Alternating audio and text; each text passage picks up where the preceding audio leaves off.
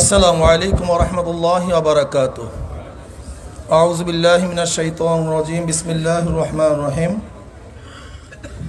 ইয়া আইয়ুহাল্লাযীনা আমানুত্তাকুল্লাহ ওয়া কুনু মা'আস সাদিকিন। সাদাকাল্লাহুল আলিয়্যুল আযীম।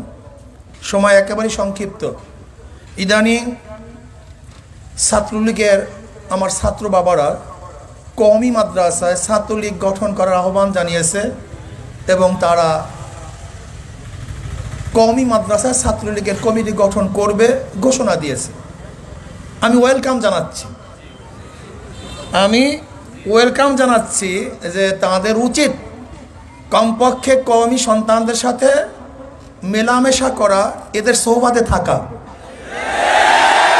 তাহলে লাভটা কি হবে? ওই জাহাঙ্গীরনগর ইউনিভার্সিটিতে 100 ধর্ষণের পর সেঞ্চুরি পালন করা হবে না। ফায়দাটা কি হবে?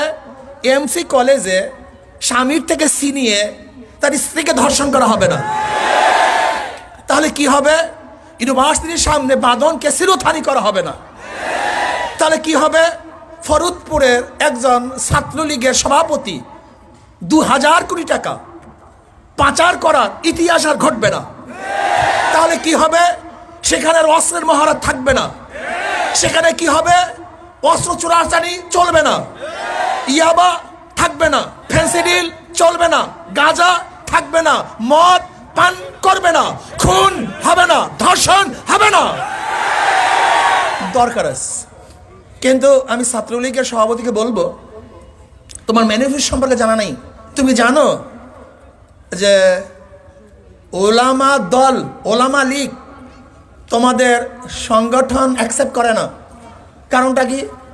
তারা হলো নন সাম্প্রদায়িক, আর ওলামা লীগ হলো সাম্প্রদায়িক। এর জন্য তোমরা ওলামা লীগকে স্বীকার করতে পারো না। কাজী কওমি মাদ্রাসায় ছাত্র সংগঠন করার আগে তোমাদের নীতিমালা পরিবর্তন করে তারপর সংগঠন করতে আসো। এর আগে আসার সম্ভাবনা নাই। আর যেহেতু তোমাদেরকে আমরা ওয়েলকাম জানাচ্ছি কওমি মাদ্রাসায় ছাত্র সংগঠন করার জন্য, তাহলে তোমরা আমাদেরকে ইউনিভার্সিটিতে বাধা দাও কেন? ঘটনা কি? তখন সাম্প্রদায়িক বলছো কেন?